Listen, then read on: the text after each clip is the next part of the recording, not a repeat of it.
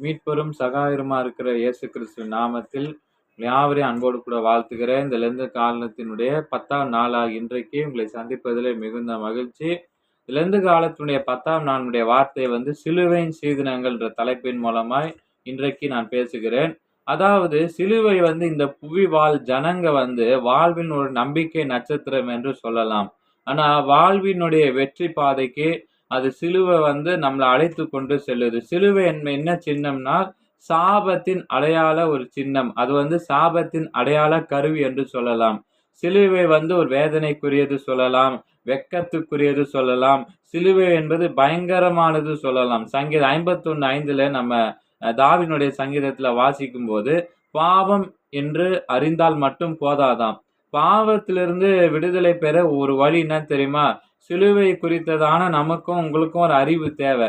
ஆனா ரோமர் 5ஆம் அதிகாரம் 7-8 வசனம் சொல்லுகிறது, அவர் தம்மை தாமே வெறுமையாக்கி மரண பரியந்தம் கீழ்ப்படிந்தவராகி ஏசப்பா என்ன பண்றாரு? ஏசப்பா நம்மளுக்கும் உங்களுக்கும் தம்மே தாழ்த்துறாரு.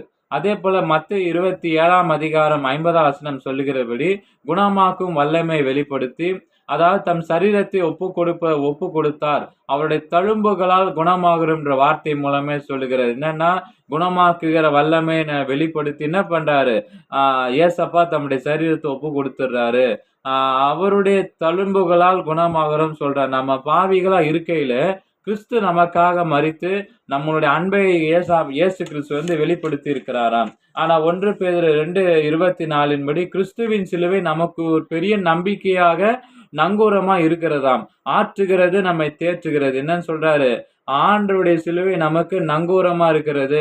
நம்பிக்கை நங்கூரம். அது நம்மளை ஆற்றுகிறதாம், நம்மளை தேற்றுகிறது. ஆனா சிலுவையின் சீதனங்களை என்ன சொல்லலாம்?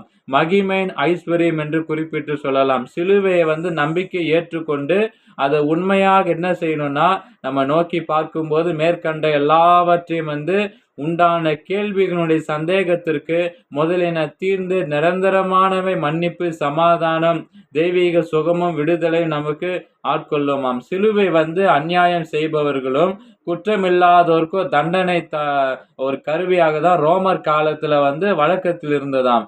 ஒரு பாரமான அசூசியான ஜீவன் எடுக்கத்தக்க பொருளாக இந்த சிலுவை சரீரத்தை வேதனைப்படுத்துகிறது. ஜீவனை குறித்து ஒரு பயம் உண்டாக்குகிறது.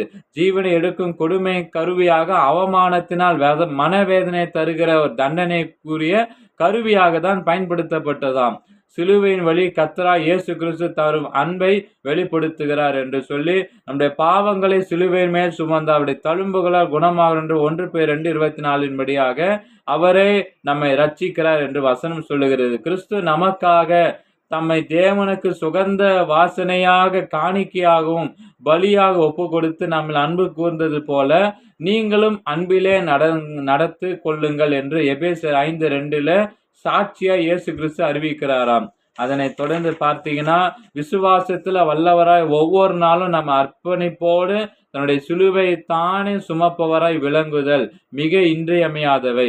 ஒருவன் என்னை பின்பற்றி வர விரும்பினால் அவன் தன்னைத்தான் வெறுத்து தன் சிலுவை எடுத்துக்கொண்டு என்னை பின்பற்ற வர கடவன் என்று மத்தேயு 16:24 வாசிக்கிறோம். இந்த தலைப்பு இயேசுவின் சிலுவையின் சீதனங்கள் குறித்து இந்த வார்த்தை மூலமாய் பகிர்ந்து கொள்ள செய்த தேவாதி தேவனுக்கு நான் நன்றி செலுத்துகிறேன்.